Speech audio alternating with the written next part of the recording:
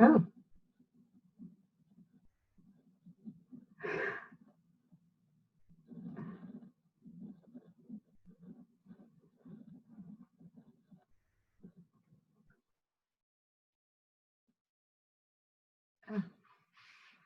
Give me 1 second.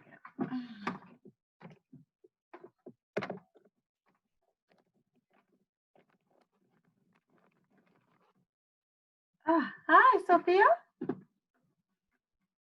Can you hear me?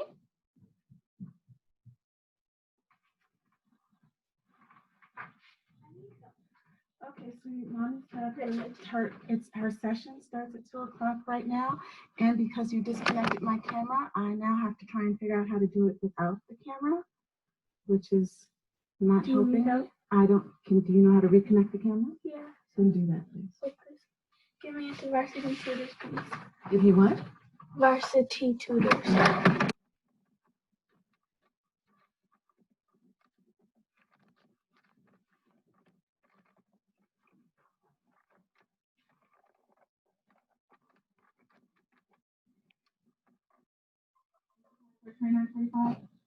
For what? Yeah.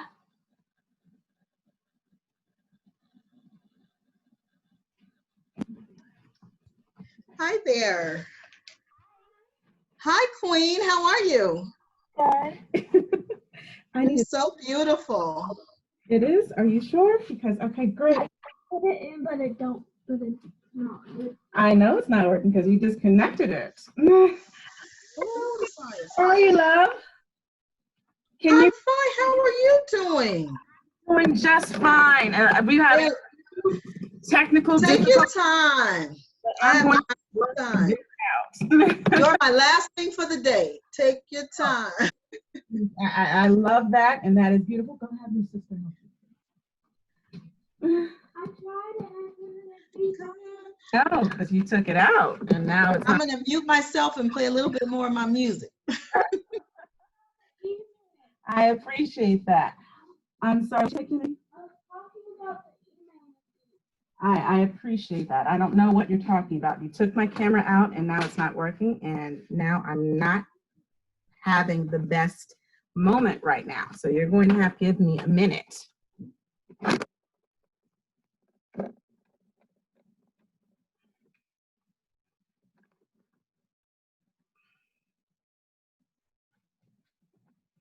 Okay. It's not going to work, and I'm not going to waste her time because that's not appropriate.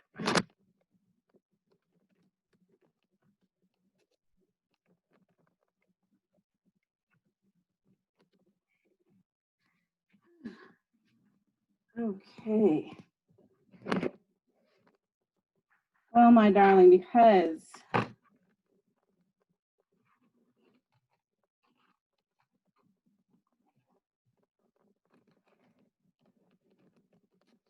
there we go.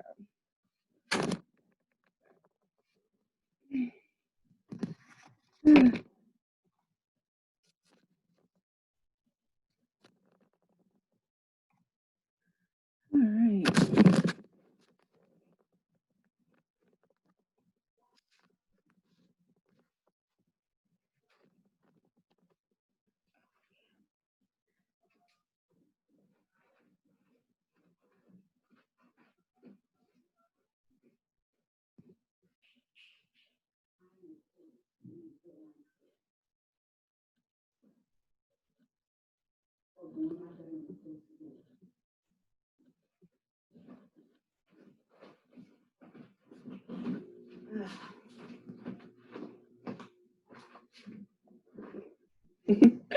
Okay, let's see if we have this together now.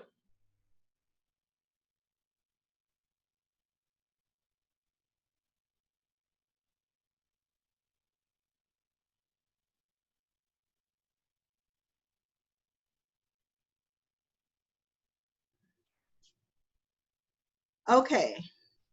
I can't hear you, though.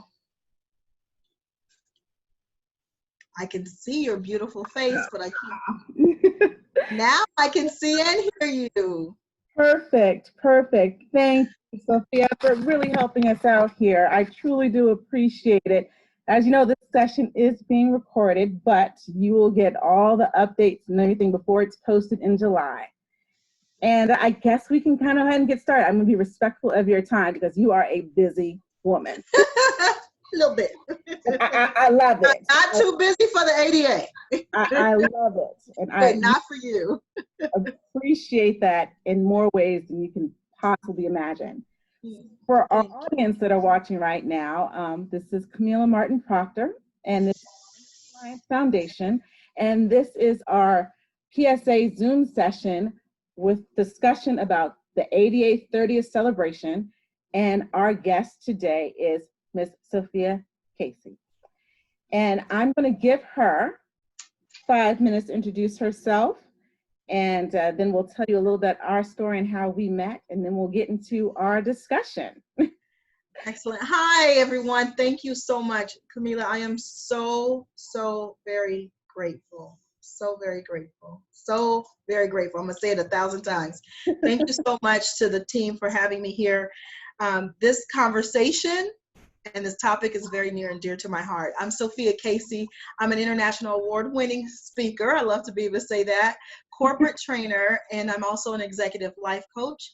And I now have a new title called author, which I'm still stepping into. I haven't quite stepped into that. I have a Ease and Flow journal that is out and been on the market for about 1.5 years now, maybe even longer. I don't know, I've lost track. It's been a whirlwind. And I have my first novel coming out this summer called Fierce Vulnerability. So thank you. Oh, I love that. Yes. I absolutely love that.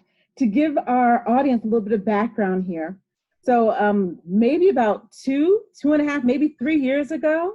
I think longer. Longer, possibly. Oh, I think it's been about 4 years. 4 or 5 years, yes. You sound like that movie, Mr. and Mrs. Smith, 4 or 5 years ago. Yes. Right. Yes. I was in the process of looking at different avenues and different places where diversity and intersectionality could meet. And one of the gaps that I saw in the community was with the whole life coach / accomplishment coach industry. There wasn't outreach to individuals with disabilities. There wasn't even pathways for individuals with disabilities if they chose to or wanted to become an accomplishment coach. So I did some research and I went to a session. They were hosting an introduction to life coaching in the District of Columbia. And I met this amazing lady. Oh, thank you. Friends, and had been talking off and on ever since. And she's watched me grow and I've watched her grow. And I can just tell you the things that she brings to the table with regards to people and what she brings out of you. We are happy and blessed to have her here with us today.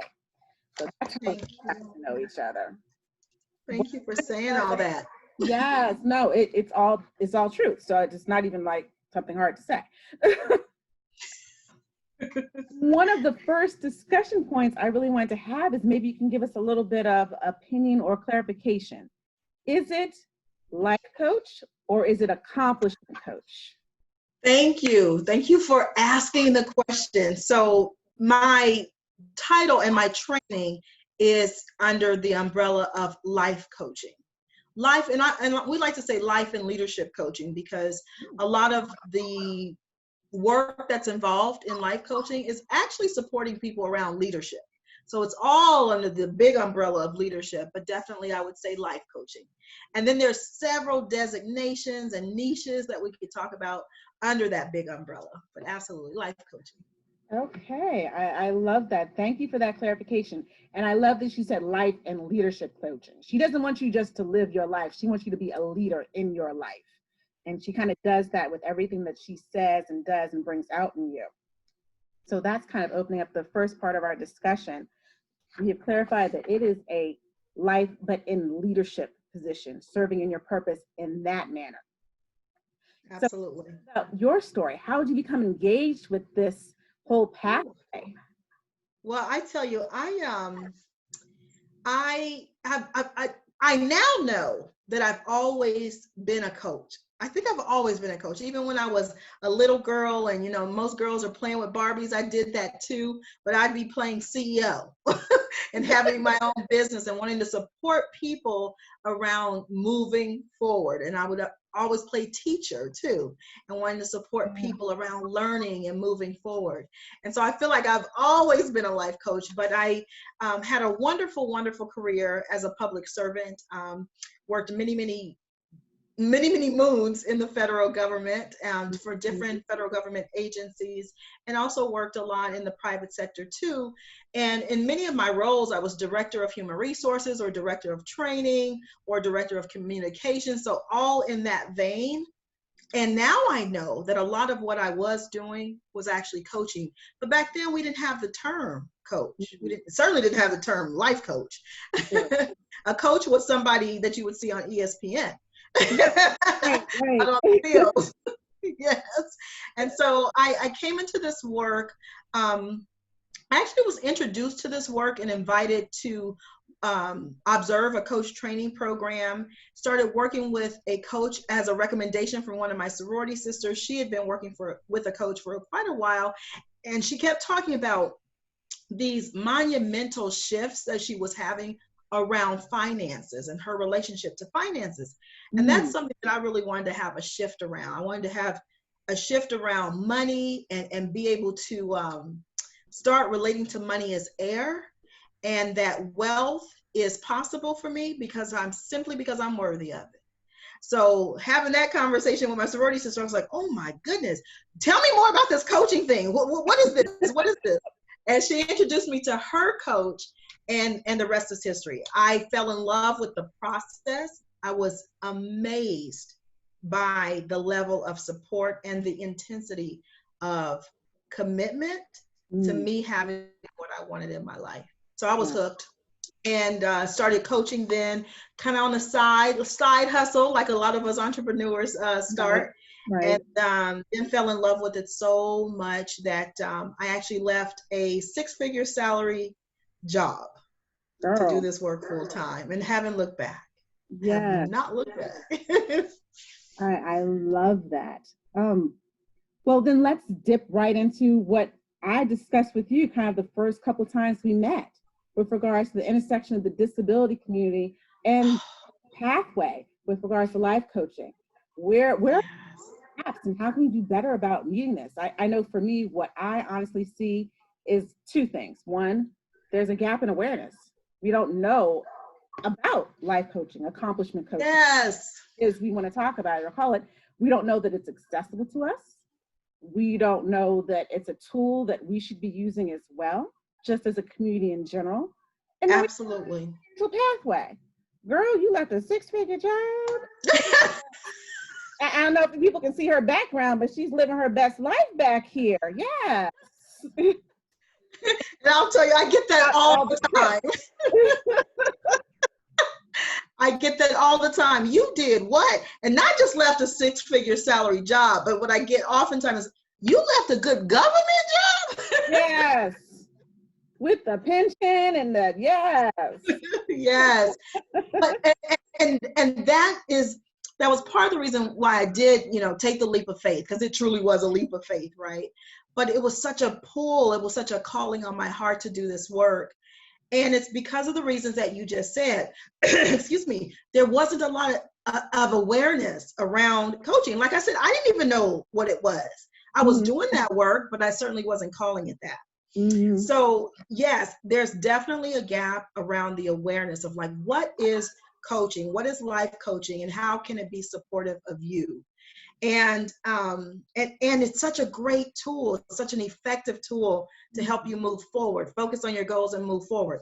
So, and I can get into a lot of details around that, but what I first want to put in is that life coaching and being able to support this community of rock star leaders, because I relate to everybody as a leader of their life, but be able to support the disability community, people with other abilities, so that they can actually get access to this tool is extremely important to me. And it's extremely important to me for very personal reasons. But what I will share is that I have an older brother who grew up and went through school with significant learning disabilities that were rarely identified. So Right. lots of struggle. My sister has disabilities as well. My son has a learning disability that kept getting overlooked. Finally, I made some really serious and big decisions around his education because of it. And also my husband is living with 1/3 of a brain tumor and had a stroke. And so he has disabilities. So can you imagine, like, it's really important to me. It's really important to me that this community get what it needs in order to flourish. Right. And having that interpersonal experience, you're able to see it from both lenses. You see Absolutely. a tool, but you also have seen, and as a woman of color, I've seen the gaps with regards to the awareness and access. It's like, no, Yes. tell you why aren't information? It's free. Don't keep it Absolutely. ourselves. Absolutely. And I was a school teacher for a very long time. Shout out to all the educators and the school teachers. Yay, we love you. And I saw it firsthand. When I worked in certain neighborhoods versus other neighborhoods. I saw the disparity in terms of access. You know, forget awareness, like they didn't even know they existed, but also in terms of access. And you know, I did all I could as a teacher, as an educator, and I was very fortunate to work with great school districts and great school leaders who did all that they could too, but it still was a humongous gap in terms of access. No, It still is. It still is, but I know that you have in that toolbox 3 things that we can do, you know, as a community, as the sister group, you know, as sisters in service, to bridge that gap and that awareness. So what tools or tips will you give us in this community and to everybody out here that's watching to bridge this, to make this connection? Well, the first thing I would say is to, you know, don't spend a lot of time spinning your wheels trying to find out information about coaching. Go to a coach. So start there. Go to a coach. Go to a coach training program. Like I've been involved in a lot of them.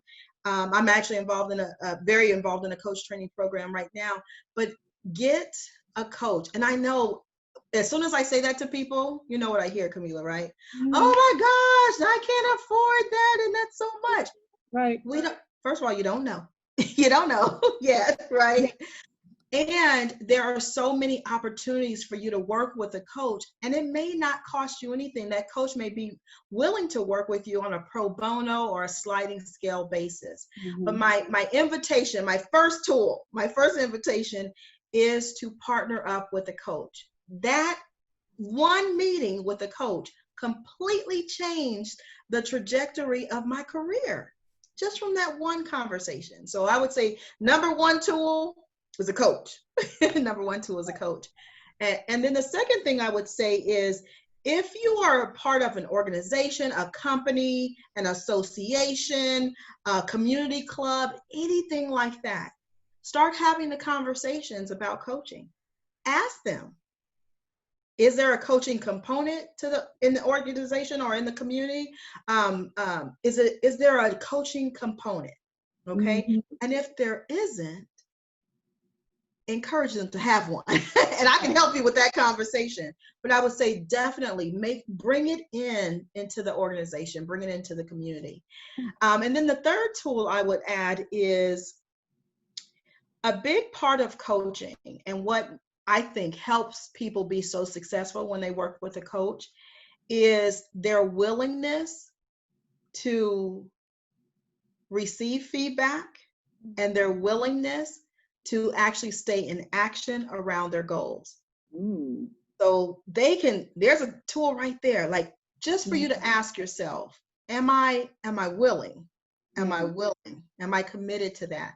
And if so, let that be the driver. And I have 50,000 tools I can offer you to support you around that. Yes. And in addition to that, this I feel is a perfect opportunity for you to share your contact information. Ladies and gentlemen, you that are watching this could be your first opportunity to meet and talk with an accessible coach. That's the other thing. Some of our coaches aren't always necessarily accessible and or willing to be accessible and or can speak that culturally competent language and see and talk about those intersections. So please give us your contact information. Will of course be included in the feed and things of that nature, but sometimes it's just good while you were here listening and she said, get a coach. And I know everybody Thank you. Down her website. Yeah, so my website is sophiacasey.net, and it's sophiacasey.net, and I say net as in net worth. That way you never have to remember is a .com. No, sophiacasey.net as a net worth, because that's what we're going to be talking about in your coaching sessions is your net worth and making sure that your net worth is actually matching what you bring to the table and your worthiness. Wow, you see that she even just done that whole around from that. and the best part about it is she's not talking about just your money. She's talking about your net worth in its entirety. And that's just makes you feel empowered all the way from that one transitional sentence. That was great. Thank you. It's very, very important to me. Just to talk a little bit about what's going on in our current day and time, how has this transition to a more virtual platform been for you with regards to your virtual coaching and accessibility piece? Well, you know what? It's I like I said, I do a lot of coach training. I happen to work with an amazing organization called the Academy of Creative Coaching. And so I do a lot of coach training. I'm on their faculty. I'm an instructor for them. I'm a mentor coach for them. And I do a lot of coach training in my own business as well, one-on-one coaching and group coaching. So, and like I said earlier, I do a lot of corporate training when I go into organizations and offer training around diversity and inclusion, soft skills, communication, all that good stuff. And when all of this happened, right, now we got a pandemic. I was traveling about 65% of the month. I love to travel. It was great, business going great, and then boom, COVID-19. Now what do I do? And I knew that my coaching work I could still do. I could do predominantly over the phone. I could do it this way through video and that sort of thing. But the corporate training piece, I was like, oh my gosh, what am I going to do? I'm used to training in person in the classroom. And so I've been very, very fortunate that I have corporate clients who said, hey, we still want the training. We still need the training. If we ever needed the training, we definitely need it now. Right. And so would you be willing to still offer your same curriculum, the same thing you would have done in classroom? Can you change that? Can you pivot enough in a way to offer that virtually? And thank goodness I was able to do that. Yes. And thank you so much for that piece of information so that everybody understands that it is doable. The absolutely piece is doable. There will still be clients out there. And as a matter of fact, because she came into this session or into this season with that background knowledge already working on virtual platforms, she walked right in and was ahead of the game, actually helping them probably perfect their virtual learning tools and communication pieces. So we thank you so much for being able to pivot and make that transition. You are so welcome. You're so welcome. I'm so grateful. And I'll put in one other thing, and this is a big tool for your toolbox. I just launched an online academy, an online leadership academy. So over the next 6 months to a year, we will stand up over 150 courses. So there, right there, people can go and take the course, get the learning that they need and want and desire 24 hours a day, 7 days a week, 365 days of the year. So that was a huge pivot for my company.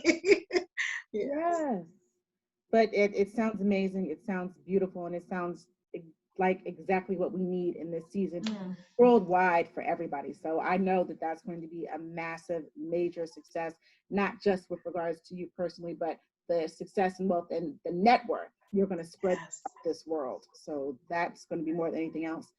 which kind of leads us to talking about ADA 30. Now, it's been 30 years since the Americans with Disabilities Act, and we're still fighting for social justice. We're still fighting for civil rights. The door cracked open. They tried to slam it shut. We shoved it back. It cracked some more. Now, what do we see for the next 30? Where can we take this? You know what? I've been thinking about this a lot, as I'm sure a lot of us have, especially in the last month, right? Yeah. With all that's going on for our country and Right. for our world. And you know what I see is, I know this is it's a tough time, it's a tumultuous time, it's a scary time, but also at the same time, I feel like there is, excuse me, there is so much opportunity. And I don't mean just opportunity from the business standpoint, I mean opportunity for those people with other abilities. It's an opportunity for companies to actually make decisions and do things differently, provide their products and their services differently, so that they actually are giving access to all of these communities. And so they're starting to level the playing field. So that people aren't experienced like what I described in the beginning.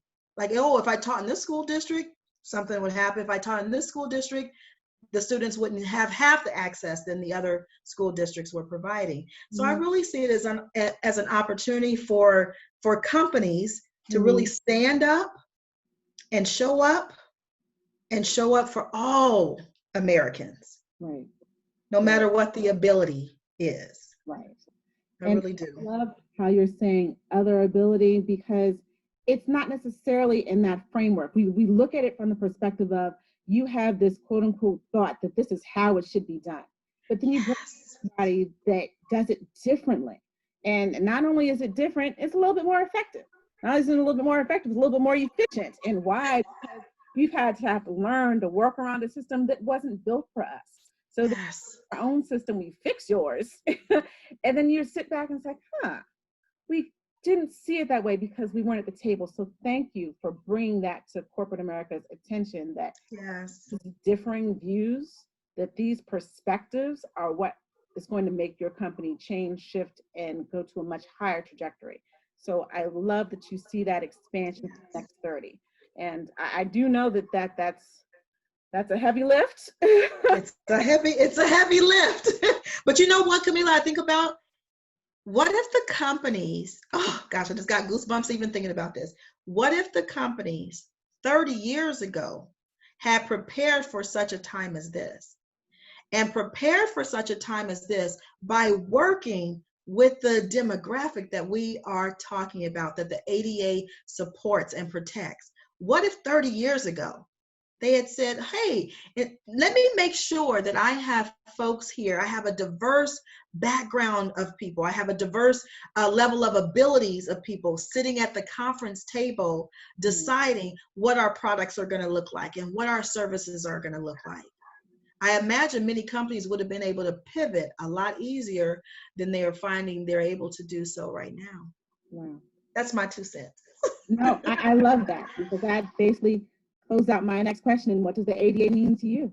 And I basically kind of heard what it means to you in the beginning with regards to your personal intersections, and then at the end with regards to opening up seats at the table and showing corporate America that you guys could have been 30 years ahead if we had taken down some of those preconceptions or that misinformation, that misguided confusion around what a diverse table looks like. Yes.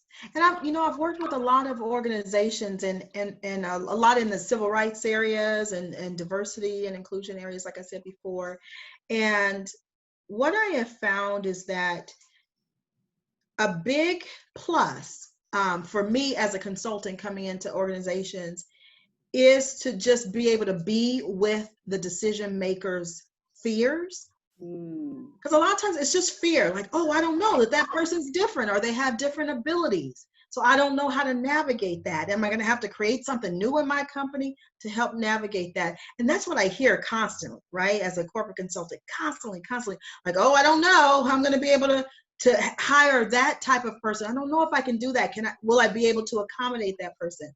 And so I think the more we spend time, our community spends time thinking about how can we best support leaders? How can we best support decision makers? And one way is, like I said, make sure that we're all at the table first, that we have that access. Right. But also, I think in terms of ADA, it's so personal to me. It's so personal to me, just like it is for you, just like it is for every single person listening, because what ADA did and continues to do is demand that the playing field be leveled. Yes. Oh, we're not asking for special. Nope.